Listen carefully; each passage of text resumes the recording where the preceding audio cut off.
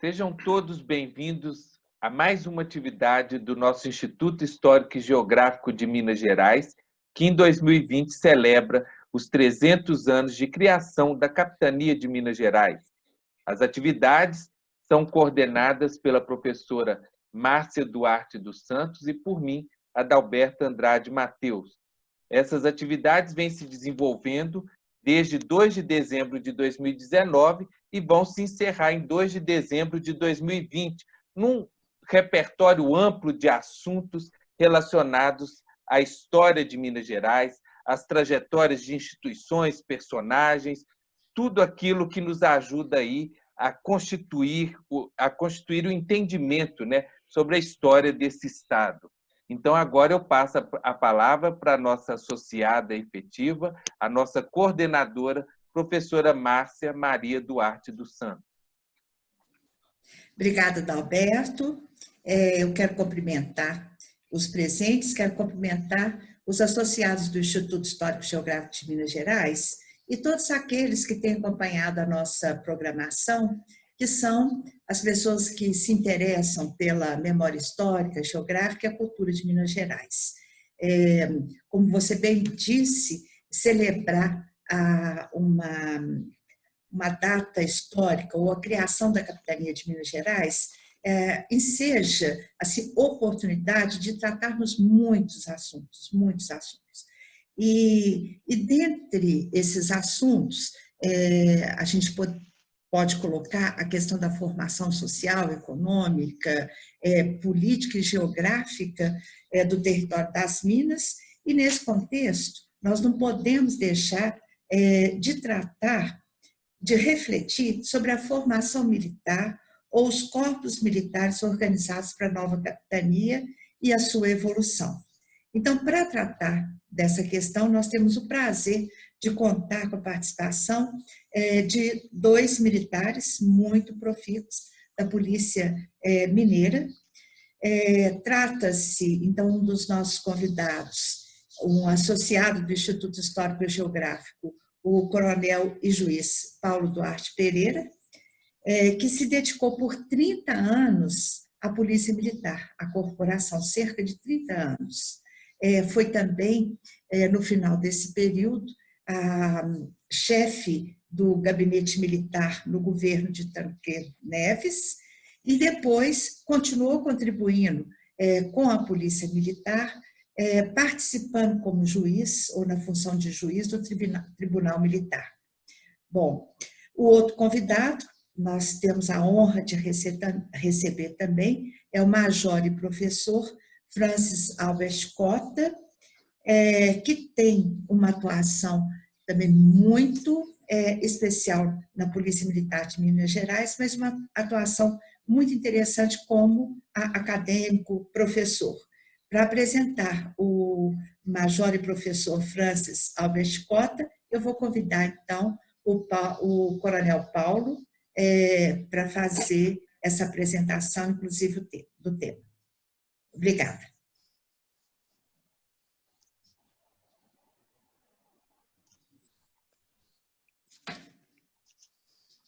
Bom dia a todos aí presentes. Meu abraço fraterno. Estamos comemorando, nesse exercício, o tricentenário da criação da Capitania de Minas Gerais. Através de bem elaborada agenda, o Instituto Histórico e Geográfico se firmou em um calendário rebuscado de solenidades, apresentações, palestras e encontros alusivos a esta importante data.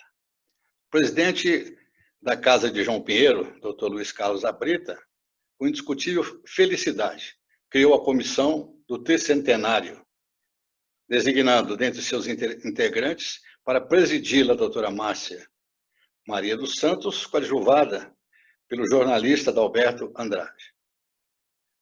São eméritos historiadores que incansavelmente deram curso a este específico calendário.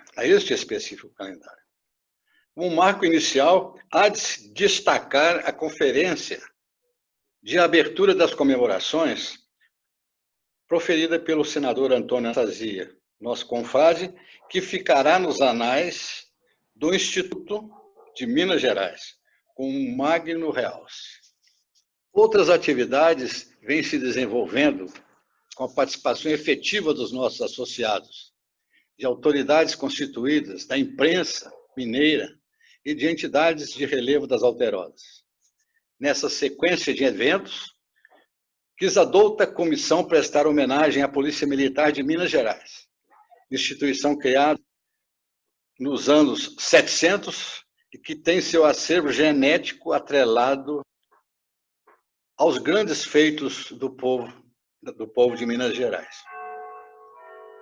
Nunca seria demais nos lembrarmos do grande historiador Augusto de Lima Júnior, nosso confrade, que ao descrever a instituição ora homenageada, nos ensinou: a história da Polícia Militar de Minas Gerais se confunde com a história das Minas Gerais. Buscou a douta comissão, dentre tantas que rebuscaram sobre a trajetória histórica da Polícia de Minas Gerais, tantos que rebuscaram e estudaram a história, a trajetória da Polícia Militar de Minas Gerais, um jovem escritor que vem trazendo a lume os gloriosos feitos desta nobre instituição, o historiador Francis Alberto Costa. Nosso convidado é um jovem oficial da Corporação de Tiradentes que se preparou convenientemente no intuito de revelar à posteridade a verdadeira história da nossa Polícia Militar de Minas Gerais. Coube a mim, o que muito agradeço à nossa presidente, doutora Márcia, a felicidade de fazer a apresentação do ilustre palestrante. Seu currículo de invejável conteúdo foi sintetizado conforme o desejo expresso do próprio palestrante. Francis Alberto Costa, doutor em História Social da Cultura, com estudos pós-doutorais em História Cultural, Ciências Sociais, Psicologia, Direito Penal e Garantias Constitucionais. Especialista em Metodologia do Ensino. Também antropologista. Uma cultura ampla e com as pós-graduações em instituições consagradas, não só de Minas ou do Brasil, mas também do exterior. Tive a oportunidade de ler o seu livro, Breve História da Polícia Militar de Minas Gerais, e confesso que procurei compará-lo a outras obras que tratam da origem e feitos desta importante instituição. Verifiquei detalhes antes não pesquisados, que nos aproximam mais e mais da verdadeira história da atual tropa paga das Minas Gerais. Professor Francis, nosso prezado amigo e conferencista, tenho o prazer de, em nome do Instituto Histórico e Geográfico de Minas Gerais, passar-lhe a palavra. Doutora Márcia, professor Adalberto, Coronel Paulo, obrigado mais uma vez pelo convite. É sempre muito bom compartilhar, né, um pouco das nossas pesquisas, das nossas inquietações sobre os corpos militares, né, da capitania de Minas Gerais, principalmente no século XVIII. E essa é um pouco a minha proposta aqui. Havia falado com a doutora Márcia que a história é tão ampla que cada tópico seria um encontro, né, para dialogarmos aí e para passarmos um pouco dessas pesquisas. Então, hoje eu pensei, diante da proposta, né, da criação da capitania, pensarmos no século XVIII. Né? É lógico que vai ser também algo en passant, né? Vai ser um tour sobre a história militar da capitania de Minas Gerais no século XVIII e focando nessa estrutura que seria, então, a organização militar. Eu preparei uma eu preparei aqui uma apresentação para os nossos convidados, né? E eu vou apresentá-la aqui como uma forma de guia, né? Então, segurança e defesa na Capitania de Minas Gerais dos 700. A proposta é a gente pensar exatamente... Aqui tem algumas obras, né, que é dessa produção sobre a organização militar aqui no século XVIII. Como disse o nosso querido coronel Paulo Duarte, a breve história da Polícia Militar, que pega do século XVIII até o século XX, a matriz do sistema policial brasileiro, que é exatamente a estruturação das políticas da ordem aqui em Minas Gerais, né, durante o século XVIII, e negros e mestiços, é esse processo de mobilidade social de homens negros, né, e também seus descendentes, né, ou seja, os afrodescendentes, e a mobilidade social que se dá via postos militares. Eu sempre gosto de iniciar provocando essa reflexão. Minas Gerais ela tem o quê? Uma especificidade em termos de especialização policial precoce, em virtude de aspectos geopolíticos sui generis. O que isso quer dizer? Devido à extração de ouro e diamante, a localização no coração da América Portuguesa, os corpos militares que aqui se instituíram, eles tiveram o quê? Um direcionamento para aquilo que eu chamo na minha tese de doutorado de políticas da ordem. Ou seja, para que o sangue dourado, né, continuasse a bombear, deveria ter aqui a ordem. É lógico que é um termo polissêmico, né? Ordem, o que seria essa ordem? E aí eu trabalho diante de uma perspectiva neotomista do poder e da sociedade, bebendo lá em nosso grande e saudoso historiador português, Antônio Manuel Espanha, né, que é exatamente essa ideia de corpo, né? Então, aqui também a organização militar ela tem essa característica de corpo, né? A cabeça é o vice-rei, que fica no Rio de Janeiro, e os capitães generais, que são os governadores, eles são as cabeças das capitanias. E aí a gente tem toda uma estruturação militar, né, de ordenanças, de milícias. As milícias são tropas auxiliares, né, e de corpos regulares.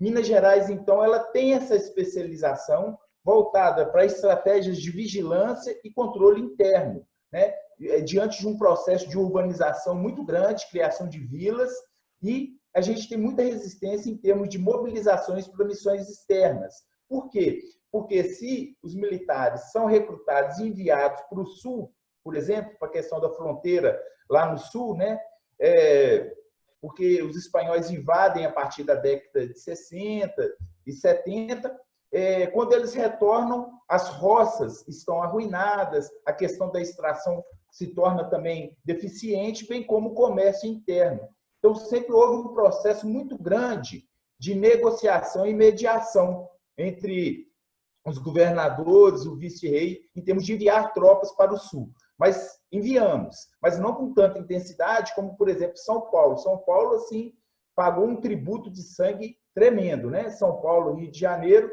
e o próprio sul. Os governadores e os capitães generais, então, eles têm essa atribuição, né, de supervisionar as milícias, as ordenanças, indicar postos, né, e fazer os exercícios necessários para a organização interna da capitania. Minas Gerais, então, tem essa dinâmica geopolítica sui generis, né, tem essa ideia da centralidade de políticas da ordem sendo implementadas aqui, não somente pelos corpos militares. Existem outras instituições, né, típicas de antigo regime que vão ter esse papel aqui, né? Então, aqui nós temos o quartel de Cachoeira do Campo, né, que é o quartel da Cavalaria de Minas, que foi fundado lá em 1775, como bem colocou o nosso coronel Paulo. Temos várias missões dos corpos militares, não somente aqui em Minas, mas na América Portuguesa como um todo. A gente fala América Portuguesa é o Brasil, né? Então, defesa de costa marítima, defesa de fronteiras terrestres, povoamento de zonas de fronteira, essa manutenção da ordem, auxílio às justiças, garantir rotas de comércio e escoamento da produção, repressão aos extravios e contrabandos, um controle social, a elaboração de mapas, aí entra a doutora Márcia, que é a nossa grande especialista, né, nossa grande referência, construção de fortalezas e fortes e patrulhamento do território. Então, assim, de uma maneira ou de outra, os corpos militares aqui de Minas participaram desse esforço. É lógico que ressalta-se aqui alguns aspectos, como manutenção de ordem, né, controle social e extravio, além do patrulhamento do território. Essa aqui é uma imagem do Arquivo Histórico Ultramarindo de Lisboa, que é a imagem dos dragões do rei, que vem para cá em 1719. O governador, então, é o Conde de Assumar, né? Ainda as capitanias elas estão unidas em 1719. Grandes revoltas fizeram com que esses territórios fossem desmembrados, né? As capitanias. No primeiro momento, no início do século XVIII, o conflito dos Emboabas fez com que a capitania, que era junta, Minas Gerais, Rio de Janeiro e São Paulo, fosse desmembrada, ficou só Minas e São Paulo. E após a revolta de Filipe dos Santos, né, você tem, então, a institucionalização aqui de Minas Gerais a partir de 1720, onde de Assumar, então, que é um do governador, e não é o governador de Minas, propriamente dito, mas ele está aqui nesse território, puramente será Minas Gerais, ele pede ao Conselho Ultramarino para enviar uma tropa. E eles pensam, então, olha, lá a melhor tropa para ser enviada é Dragões, é a tropa de Dragões. Por quê? Os Dragões não é infantaria e não é cavalaria. É um misto dessas duas coisas, né? Então, por isso, é um tipo realmente de arma que existia, assim como infantaria, cavalaria, artilharia, você tem Dragões, que é um misto. Ele é dímano, ele tem várias funções. Ele atua tanto a cavalo quanto a pé. Então, o Conselho Ultramarino pensou que essa tropa seria ideal. E aí, nesse primeiro momento, os Dragões atuam muito nessas manifestações coletivas, né, de forma integrada com outros corpos militares na capitania. Aqui a gente tem algumas dessas manifestações, né, dessas revoltas, e a gente percebe, então, né, a partir de 1719, todas essas manifestações e a atuação aí dos Dragões e, muitas vezes, atuação conjunta com outros corpos militares. Eu acho que isso é um aspecto importante para a gente pensar, organização militar em Minas, porque é um conceito que eu elaborei na tese, que é o sistema militar corporativo, ou seja, ideia de corpo. As tropas atuam em conjunto, ordenanças, milícias e tropa regular, diante de determinados eventos que se colocam. Então, há essa integração de tropas diferentes, né? Assim, em Minas Gerais e em outras localidades da América Portuguesa. Aqui nós temos as plantas aí elaboradas pelo capitão de dragão, né, José Rodrigues de Oliveira, em 1722. Então, eles trazem conhecimentos também, aspectos técnicos, táticos, né, da sua época. E aqui a gente tem, então, de Vila Rica e de Mariana, né? Também elaboram a cartografia, esse daí é o mesmo capitão, né, José Rodrigues de Oliveira, em 1731. Então, é uma questão também dos militares, o conhecimento, o controle do território, tá? Nesse primeiro momento.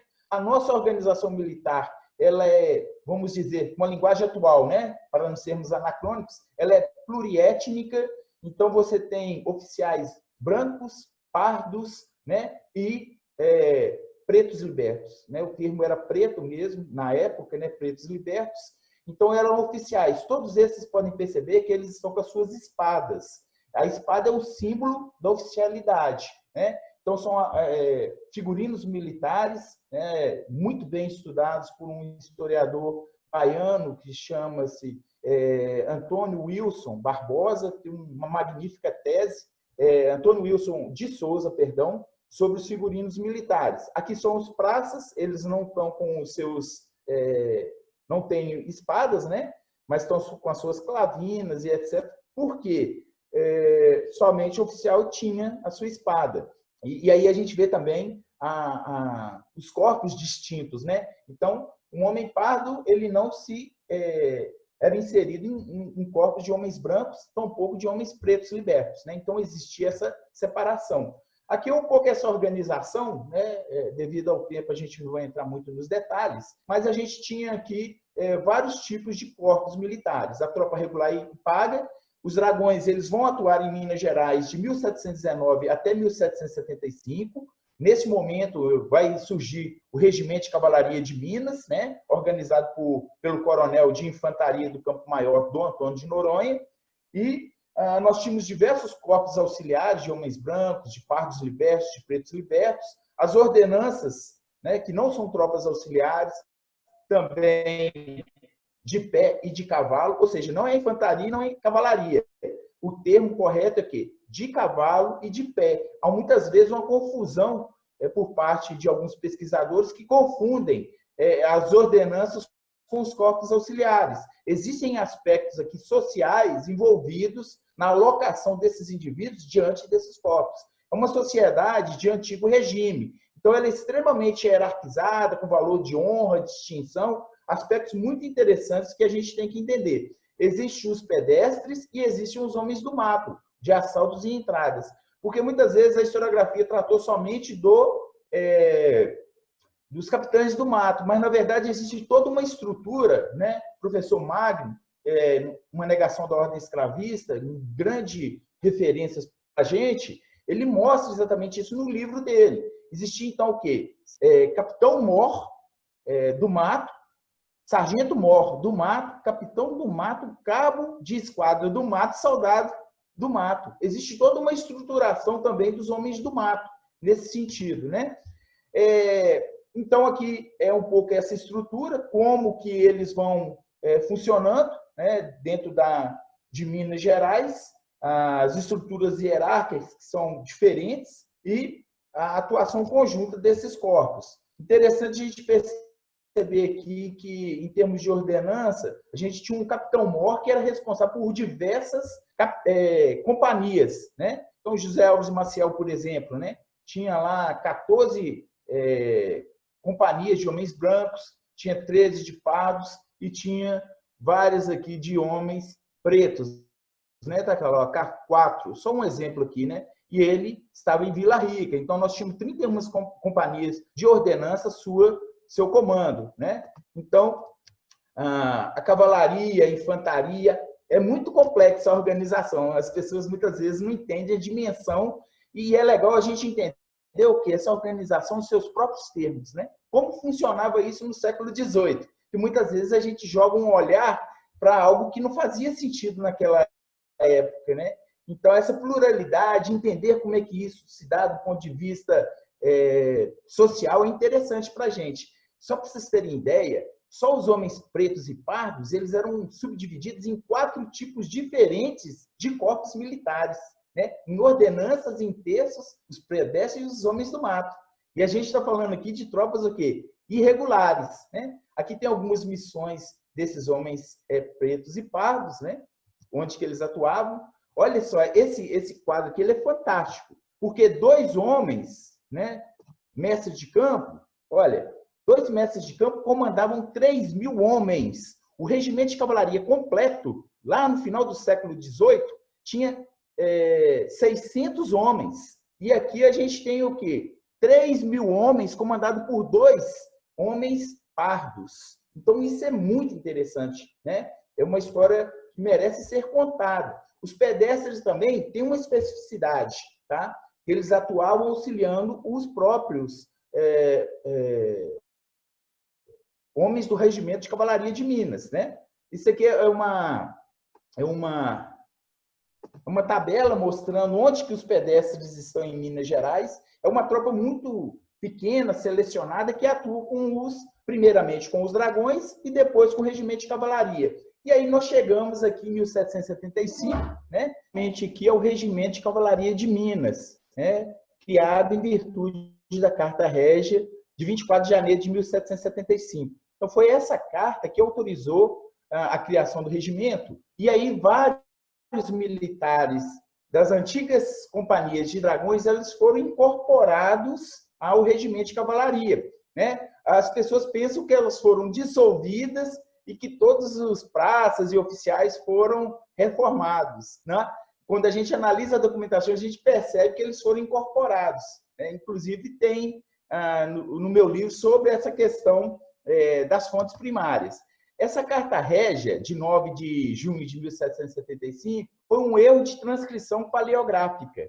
E aí, depois, ela continuou sendo reproduzida como se o trabalho de tradução, né, tivesse sido realizado. E a gente percebe, efetivamente, que o regimento ele foi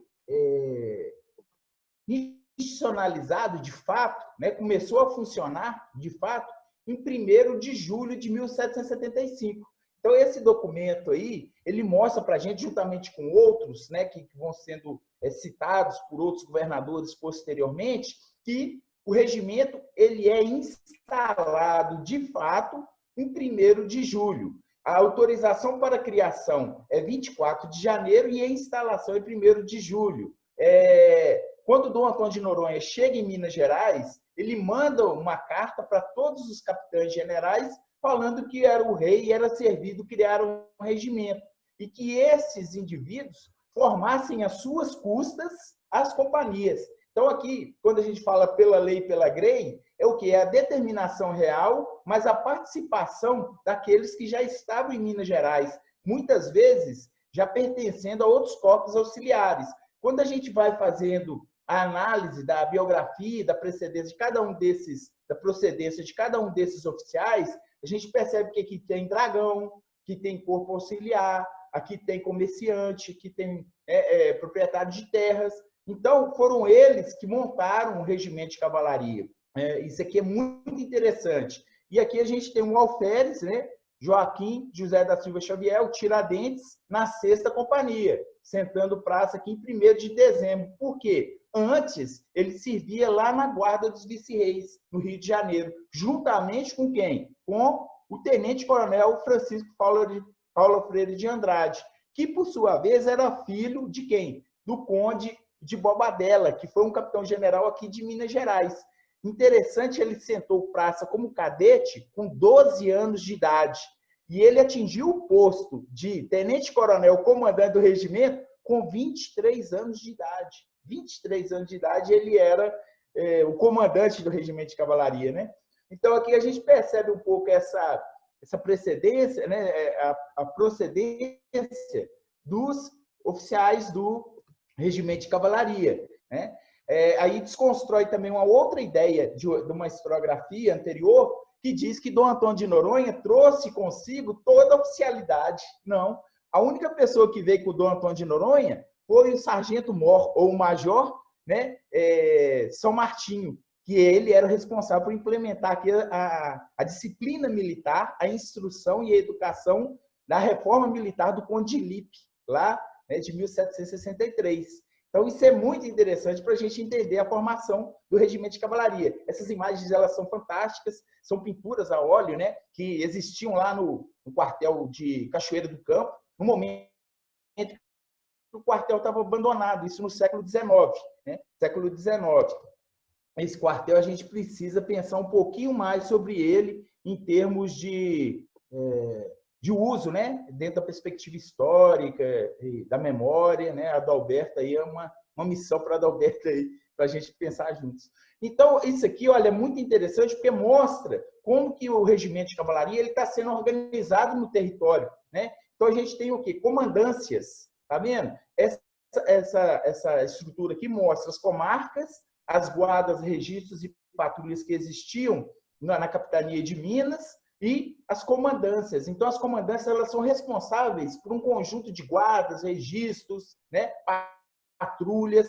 É muito interessante essa estrutura e como que ela vai permanecendo em termos de uma longa duração histórica e de uma organização no território. E aqui confirma exatamente essa necessidade de controle, conhecimento e controle, né? Mais uma vez, a professora Márcia é a nossa grande especialista, produção aí do cabo de esquadra José Joaquim da Rocha, com os mapas aí das capitanias, da nossa capitania e das comarcas, aí, seja de Sabará, né, de Vila Rica, do Rio das Mortes, Cerro do Frio. Então, esses militares, eles percorriam e estavam efetivamente em todo o território de Minas Gerais, né? E, finalizando, o Barão de Esquivel, ele traz uma informação muito bacana que eu aprofundei um pouco nos estudos, que é o quê? Mostrando exatamente aquela proposta que eu fiz no início, que é a especialização policial precoce. Lembrando que outros, né, dicionaristas da época, que polícia é a ordem estabelecida para a tranquilidade e sossego público. Né? A polícia não é uma instituição armada, fardada, separada das estruturas judiciais, né, e do exército. A polícia é uma ordem. As instituições participam da polícia. No século XIX, não só ele, mas a gente vê vários viajantes no século XIX dizendo do regimento de cavalaria e dizendo que eles cumprem a função de gendarmes, ou seja, a função tipicamente policial, né? Lembrando que a polícia, enquanto uma instituição contemporânea, vai ser inventada lá na Revolução Francesa, artigo 12, né? A garantia dos direitos do homem e do cidadão requer uma força pública. Ela não pode ser usada para fins particulares a quem está confiada, e sim para a fruição de todos, né? Essa é a proposta lá da Declaração dos Direitos do Homem e do Cidadão de 1789. Então, aqui a gente vê a ideia de que desse corpo militar responsável pela polícia, já num processo de mais maturação, né? E aí eu convido a uma reflexão que foi proposta por um historiador do Rio de Janeiro, chamado Marcos Bretas, um grande historiador da polícia, que é para a gente pensar as instituições para além do riocentrismo. Porque quando a gente pensa, por exemplo, polícia no Brasil, a gente pensa no Rio de Janeiro, a partir de 1808, com a Intendência Geral da Polícia, e 1809, com a Divisão Militar da Guarda Real de Polícia, né? Então, existiram experiências diferentes, e Minas Gerais é um exemplo disso, desde o praticamente início do século XVIII. Eu acho que é um pouco essa a nossa proposta para pensar nessa pluralidade que se constitui a organização militar, né? Então, assim, no século XXI, nós tivemos diversos estudos assim, maravilhosos, produzidos em programas de pós-graduação em História, Ciências Sociais, que vão exatamente trazer essas reflexões, não só para Minas, mas para o Rio de Janeiro, para as capitanias do Norte, do Nordeste, que está lançando luz sobre esse universo militar, né, na América Portuguesa, no século XIX, que é um campo muito rico, entender as complexidades, né? Acho que é isso, devido ao tempo, né? Foi realmente um tour para a gente, só para despertar mesmo a curiosidade e mostrar alguns aspectos aí. Agradeço muito, professora Márcia, coronel Paulo, e acho que é isso.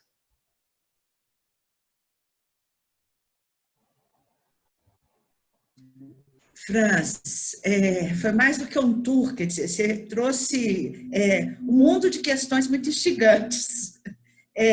Nós vamos aproveitar essa oportunidade para colocar algumas questões. Eu gostaria de perguntar ao coronel Paulo se ele gostaria de iniciar, Adalberto também. Eu certamente tenho algumas questões para colocar e gostaria muito de ouvi-lo. Coronel Paulo? Observando da palestra do nosso querido Francis, levantou que eu acredito que nós deveríamos meditar a respeito e, se for o caso, analisar mais uma vez junto àquela comissão, aquele trabalho da comissão presidida pelo nosso querido e saudoso Márcio Jardim, que deu lá como inaugurado, criado o Regimento Regular de Cavalaria no dia 9 de junho de 1775. Nós vimos o Francis fazer uma alusão à data, não somente a data de criação, que seria no dia 24 de janeiro, mas o início realmente dos trabalhos em 1º de julho. Então, há uma desconexão entre as datas colocadas pelo nosso palestrante e a data que foi elaborada pela comissão e que foi aprovada através de um decreto pelo governo do estado de Minas Gerais.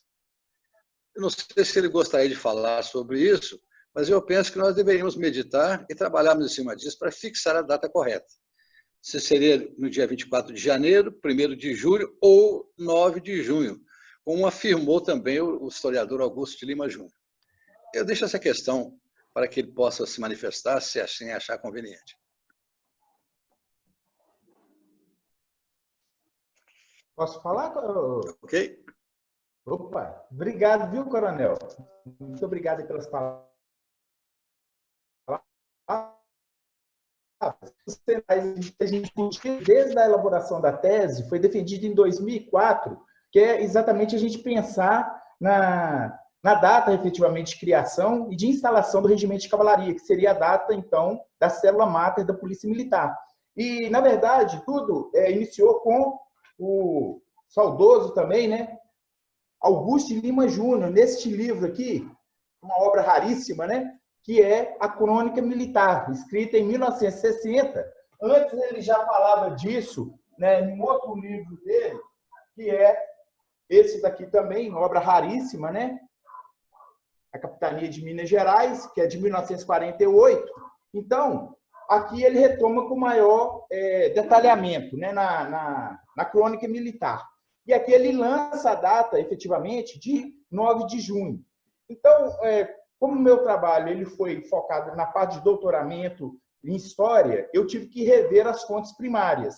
E eu busquei no Arquivo Público Mineiro, no Arquivo Nacional, Biblioteca Nacional, Instituto de História Geográfica Brasileiro, e em alguns arquivos também em Portugal, a carta de 9 de junho, porque era comum nessa época você colocar a documentação, mas não citar a fonte, da onde você tirou. Então, eu tinha que fazer realmente todo o caminho do Augusto de Lima Júnior, né? E aí eu percebi que a carta de junho que ele referenciava era o quê? Era aquela carta que eu havia dito inicialmente, que ele mandou para todos os líderes militares, capitães, né, coronéis de auxiliares, etc., falando que o rei estava querendo criar o regimento. Só que, por questões que a gente desconhece, eles não retornaram essa missão que foi dada pelo coronel, né? E aí, então, a carta de 9 de junho, eu transcrevi, ela diz o quê? É ele chamando a atenção.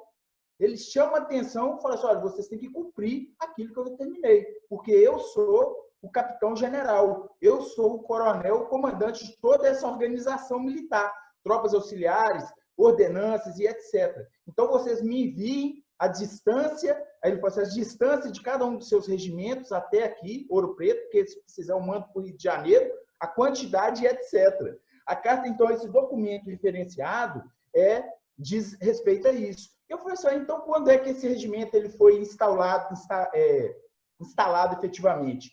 E então eu encontrei vários documentos cruzando informações que seria o quê? 1º de julho, que ele é efetivamente instalado. Senta-se praça, os primeiros oficiais, eu percebi naquele quadro que os oficiais eles sentam praça em 1º de julho. Só que tem um outro detalhe, coronel, que é o que? A autorização para a criação, ela parte do rei e é transmitida pelo ministro, né? Então, Martim de Melo Castro determina em 24 de janeiro.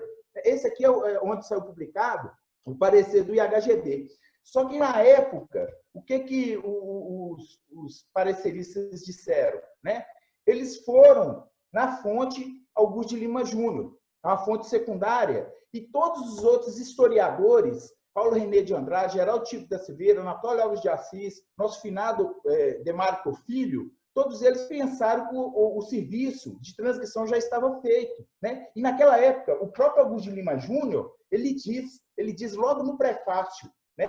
Pode ver aqui a advertência dele. Ele diz assim, olha, os arquivos são desorganizados, é difícil acesso ao material, uma porção de situações, né, de variáveis, e ele fala assim, ó, virá tempos melhores em que a gente vai ter arquivos organizados, possibilidade e avanço da área de conhecimento da história. Então, eu acho que, assim, quase que profeticamente, né, ele diz assim, olha, vai ter alguns historiadores que vão refletir, que vão ter acesso a esses materiais, porque a gente tem que entender que a produção da história, ela é filha do seu tempo, né? Ela é marcada pelas contingências e pelas variáveis.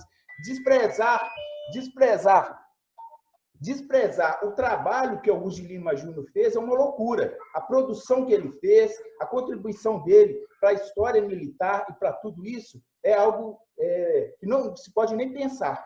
O parecer do Instituto também é uma questão que a gente tem que valorizar, refletir sobre, mas a gente tem que pensar também as contingências, como que foi produzido, né, e sobre as fontes que foram. Então, vocês podem analisar o parecer, ele não está baseado em fontes primárias, ele está baseado simplesmente numa tradição historiográfica inaugurada por Augusto de Lima Júnior na década de 60. Então, assim, depois que eu tive essa situação, eu percebi que é necessário ir ao que? As fontes primárias e conferir o que tem lá nas fontes primárias, né? E foi nesse encontro com as fontes primárias que eu percebi aí essas duas datas possíveis, 24 de janeiro e 1º de julho.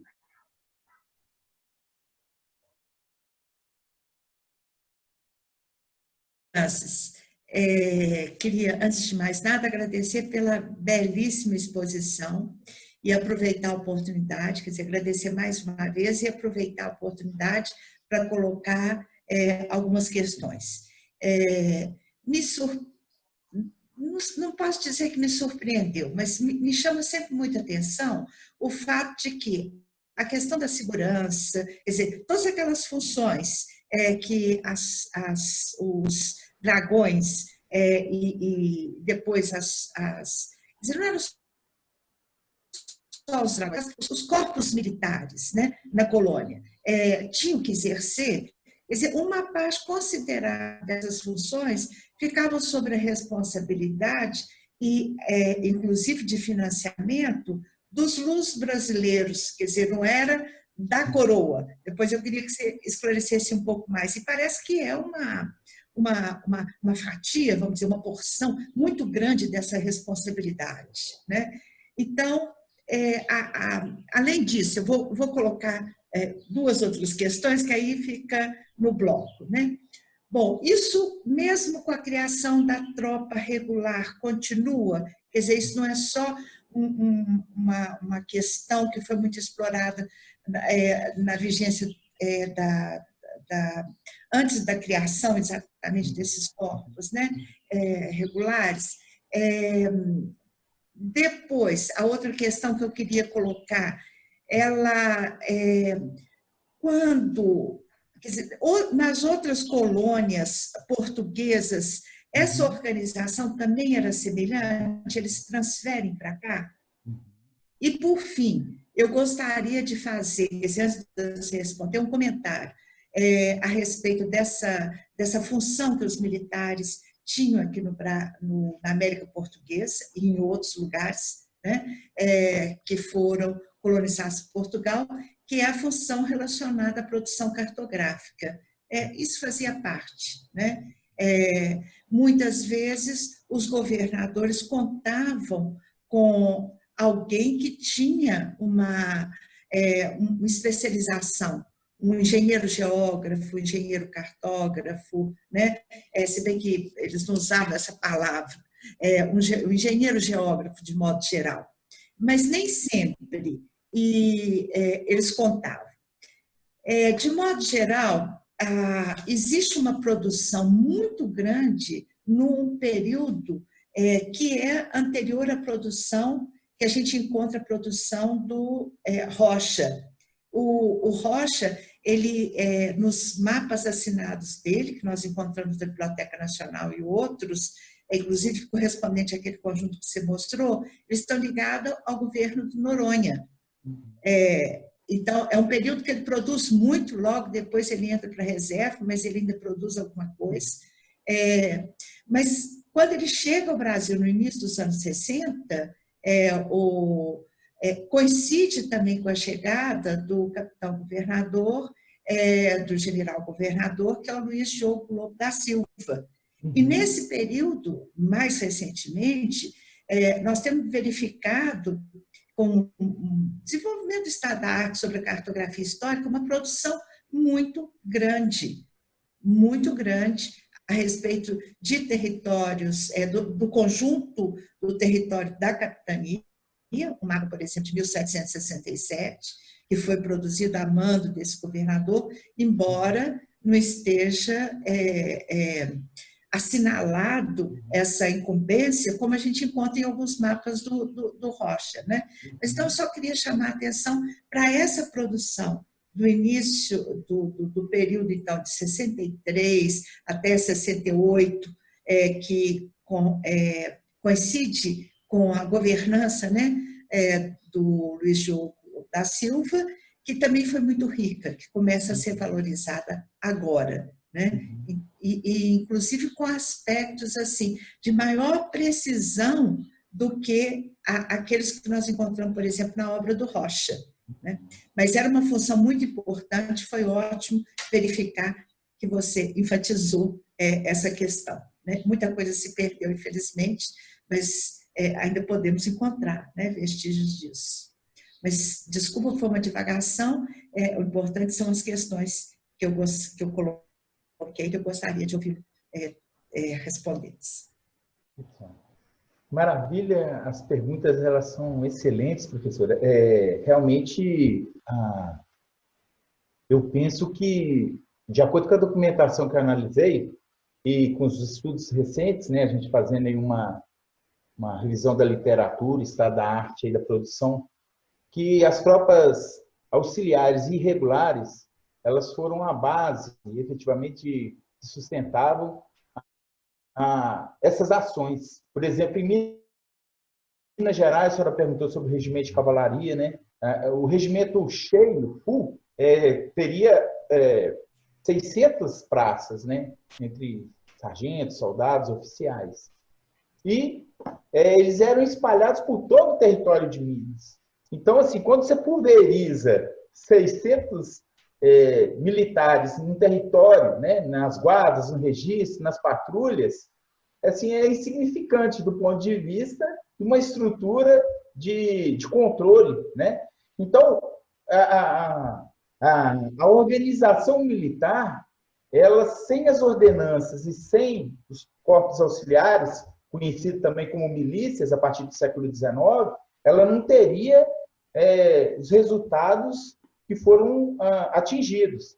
Então, quando a senhora fala, por exemplo, da participação desses vassalos, né, de maneira particular aí nesse esforço da coroa, é o que a gente chama de tributo de sangue.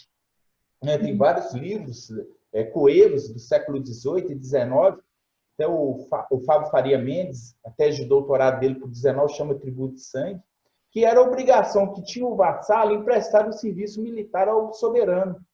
E ele arcava, muitas vezes, com seus próprios armamento, fardamento, munição, tudo isso. Só mesmo com a reforma do Conde Lippe, que é de 1763, e tem seus impactos aqui a partir de 1766, é que vai mudando um pouco, não muito, este quadro, em termos principalmente de padronização das munições, dos calibres das armas. Porque, por exemplo, se tivesse que oferecer munição, cada vassalo ia com um calibre diferente de arma. Então, não tinha padronização. Aí ele começa a padronizar o tipo de armamento e os calibres de arma, uma série de coisas, né? Mas ainda muito assim, incipiente em termos de reflexos nesse sentido. E essa organização, que é de ordenanças, corpos auxiliares e irregulares, ela também é transposta para diversas partes do Império Português. Existem muitos estudos interessantes sobre Moçambique, Angola, na Índia, né, que mostra essa estrutura também, que ela tem origem em Portugal e ela é transposta, né? Então, assim, existem diálogos bélicos transoceânicos em que essa organização ela é implementada de acordo com as especificidades. É lógico que existe sempre um processo de resistência, de negociação e, consequentemente, acomodação, mas a estrutura ela é um pouco isso. E a parte militar ela é muito forte em termos de determinação e tentativa de cumprimento dessas determinações. Eu tenho uma ideia de que todos os administradores, eles são o quê? Se não são militares de carreira, para Minas eu fiz esse mapeamento, quem era militar de carreira, está no livro. Mas, por exemplo, o Império, né, português, Se ele não era militar de carreira, a administração dele era militar. O tipo de trato dele e as funções, de acordo com os regimentos, eram o quê? Militares. Por isso o termo general de mar e terra, por exemplo, para o vice-rei, capitão-general para os governadores da capitania. Então, essa estrutura militar, ela impregna a própria administração, né? E aí a gente tem essa ideia do governo dos povos e uma razão de Estado que permeia e perpassa essa administração de cunho militar. A senhora perguntou até quando, né? Até 1831. 1831, nós tínhamos ordenanças e milícias. Com a criação da Guarda Nacional, aí elas são extintas, mas a lógica, a gente percebe que a lógica de funcionamento dessa perspectiva mais pessoal, personalista, né, que é típica da nossa cultura política, ela muda também para a ideia da estrutura social, né, do coronel, do major, do capitão, que são atrelados a lugares sociais, a manutenção, inclusive, de status quo, ela é transposta de alguma forma e elaborada para a Guarda Nacional. E a Guarda Nacional vai até 1917. 1917. De 1831 a 1937. Chega no século XX. Aí encerra, mas fica muito aquela ideia ainda do coronel. O coronel fulano, o coronel ciclano. Na verdade, ele não era coronel da Força Pública, do Exército, mas era esse coronel que vem numa tradição da Guarda Nacional, que, por sua vez, né, uma história de longa duração, eu estou pensando em termos da cultura militar e não do título propriamente dito e da estrutura, que vem lá dessas ordenanças e dessa estrutura social que ela é extremamente hierarquizada, né? Não se rompe com essa lógica. E aí, então, é um pouco isso, né? Eu acho que, assim, bem sinteticamente, aí a pergunta da senhora, ordenanças, elas não recebem nada. As milícias recebem quando mobilizadas para atuar na defesa de fronteira. Então, eles trabalham efetivamente assim, de graça, né? Então, o esforço militar deles é um tributo de sangue, né? Que vem de uma concepção lá da Idade Média, que vai passando, que vai sendo reelaborada, ressignificada, né? E realmente eles não recebem, não. Só recebe a tropa regular e paga. Os dragões. Francis, desculpa, mas nessa ressignificação, eu acho que aí a questão do status que esses vassalos tinham já era uma maneira de eles se sentirem valorizados, vamos dizer. É isso mesmo, professora. A distinção social é uma das marcas de sociedade anti-regime.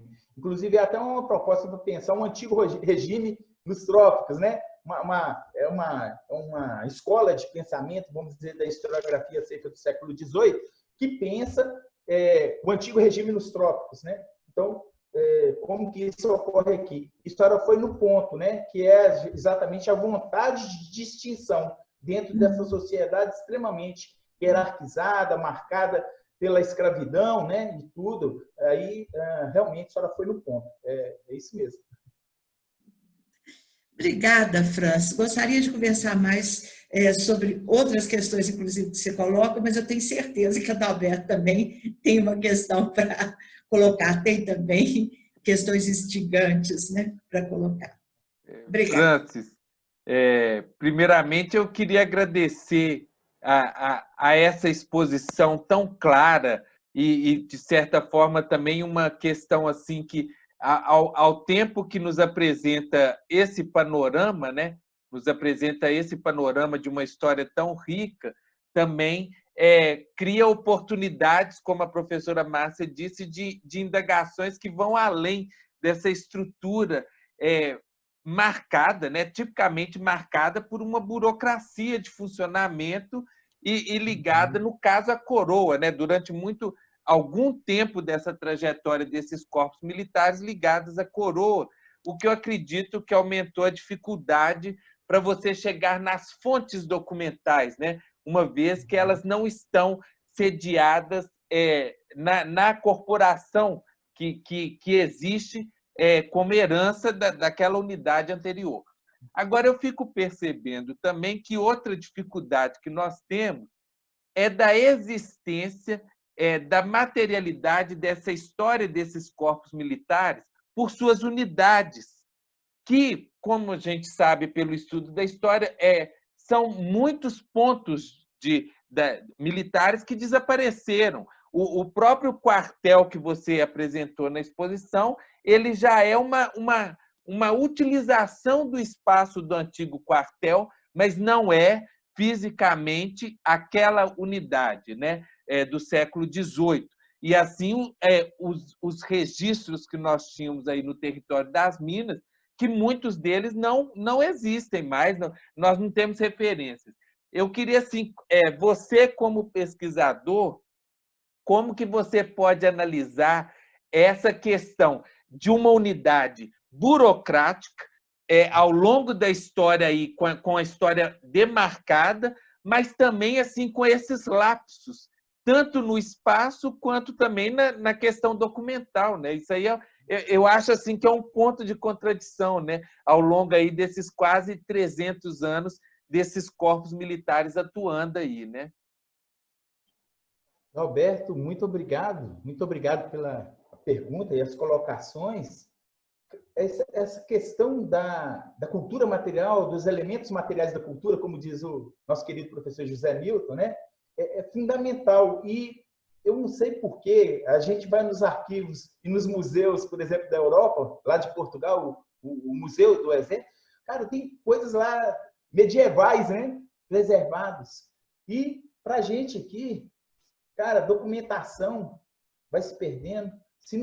A documentação que eu pesquisei, né, sobre os corpos militares, Arquivo Público Mineiro, né, século XVIII, e fontes no Rio de Janeiro, os arquivos do Rio, e em Lisboa. Hoje, né, a gente tem aí a maioria dos documentos, né, parte considerável está digitalizada. Isso foi assim, um trabalho fantástico, né? Pioneiro lá do professor Caio Bosta, do professor Júnior Salles, etc., a professora Márcia com a cartografia. Mas naquela época que eu pesquisei, né, há 16 anos atrás, para o doutorado, cara, era uma dificuldade, né? Então a gente tinha que deslocar para Portugal, hoje já está mais disponibilizado. Mas é o que você falou, e é o que eu estou tentando fazer agora numa pesquisa que eu estou realizando, sob supervisão da professora Thaís Fonseca, na área da educação, que é exatamente os manuais militares, sabe? Os manuais, os figurinos, os desenhos dos militares. Eu estou tentando buscar um pouco essa cultura material, né, por meio disso que é possível, né? Os manuais, por exemplo, do século XVIII, esse manual que é o manual do Conde de Lippe, 1763, né? Uma raridade vindo lá de Lisboa. Mas, cara, isso aqui, assim, quando é que a gente consegue, né? Muitas vezes estão nos fundos arquivísticos, mas eles não chegam até a gente, principalmente pelo número limitado que foi produzido, né? Porque era um conhecimento muito estratégico e etc., das táticas, das técnicas e etc., da época. E quando você fala, por exemplo, do fardamento, das peças de armamento, até mesmo dos locais, né, foram descaracterizados, se perderam, né? Igual, por exemplo, estava falando o professor lá da antropologia, que é parceiro também da professora Márcia, o professor Guimarães, o que mexe com arqueologia histórica. Os mapas do Joaquim da Rocha têm os locais onde estavam os quartéis, os destacamentos. E isso impactou, muitas vezes, na nomeação dos locais, que era o quartel de tal. Aí aquele local ele ficou conhecido como quartel de tal, mas era do século XVIII, e as pessoas se perderam também no tempo. Então, assim, muitas vezes, o que a gente tem de vestígios, de fragmentos, né, para resgatar tudo isso? Eu acho que você colocou uma questão muito bacana, porque muitas vezes a gente pensa a história militar simplesmente a partir da perspectiva de tática, estratégias, né, de grandes batalhas, uma estrutura administrativa, como que essa coisa acontece, e esquece desses elementos materiais da cultura, esquece de uma história social da cultura, de uma história cultural, da riqueza que se tem e como que a gente pode entender um pouco mais daquela sociedade naquele tempo a partir disso, né? Então, acho que é um grande desafio para todos nós, buscando, na verdade, como você bem disse, os fragmentos e o que é possível, né, encontrar e fazer esse exercício, essa operação aí de tentar montar esse quebra-cabeça, né, a partir de tudo isso. Então, assim, obrigado pela pergunta, faz a gente pensar demais, né, um grande desafio. Obrigado, Adalberto. Eu vou aproveitar também a pergunta do Adalberto e falar de uma contribuição de um grupo de pesquisa baseado na cartografia histórica, estudando os topônimos, Francis, mas estudando, seguindo uma tradição que é muito mineira, que é o estudo de nomes de lugares, mas a partir de fontes que são documentos eclesiásticos ou outros tipos de documentos político-administrativos. Diferentemente, nós procuramos valorizar os documentos cartográficos e criamos um repositório, reunindo um repositório digital, reunindo, então, topônimos históricos baseados em mapas dos 700 até o joanino, o período joanino.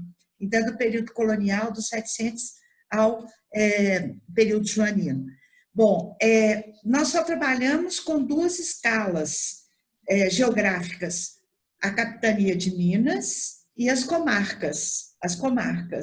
Então, muitos nomes de lugares nós não conseguimos apresentar nesse conjunto, mas a gente tem uma coleção muito importante de 2.500 topônimos que estão relacionados aos assentamentos da população, até a distribuição dos assentamentos da população. A gente trata dos arraiais, daqueles que geram capelas, freguesias, as vilas, de acordo com os registros que se encontram nos mapas. E guardas também, pontos de guardas, os registros, depois, no período joanino, os postos reais, né? Então, tem tudo isso à disposição e uma das metas era tentar contribuir para aumentar tentar sistematizar esses fragmentos, sabe, dessa cultura material. E agora, esse repositório eu posso depois indicar onde ele pode ser encontrado, ele está disponível no ambiente web e está sendo agora reorganizado uma segunda edição revisada e ampliada, que nós estamos trabalhando com outras escalas geográficas de regiões. Então, nós vamos recuperar alguns nomes de lugares que não estavam registrados nos mapas, né? Nessa edição que está disponível, então, nós temos mapas de 1767, um dos que foi que foi realizado a mando de Luiz Diogo Lobo da Silva, né? E que já tem essas localizações do registro. E o importante, para quem se interessar também, é que a gente trabalha com a perspectiva diacrônica. Então, áreas que eram importantes ser fiscalizadas ali naqueles anos 60, dos 700, muda um pouco depois dos anos 70, né? Então, a gente vai vendo, algumas permanecem, por exemplo, a presença de guardas, né? A instalação, por exemplo, do Porto do Cunha ou do Menezes e aquela picada já é mais no final, já próximo dos anos 80. Então, esses mapas vão mostrando a importância que determinadas áreas do território vão assumindo. Então, os sertões do leste, né, com essa presença da picada que eu me referi, e o assentamento de uma guarda lá. Realmente é um trabalho assim, muito interessante, porque pode trazer informações para quem está interessado nessa cultura material. Bom, como bem lembrado aí pela professora Márcia, nós temos aí o repositório como grande colaborador nas pesquisas, né? Principalmente referente aí aos topônimos, e aí é o destaque para todos que podem consultar o site repositoriotoponimia.com.br, e também esse link para esse site está no nosso site, o site do Instituto Histórico e Geográfico de Minas Gerais, que é o ihgmg.org.br, ihgmg.org.br. Nós agradecemos a participação do Francis Albert Cota conosco hoje, nesse programa aqui super especial, contando a história aí dos corpos militares em Minas Gerais.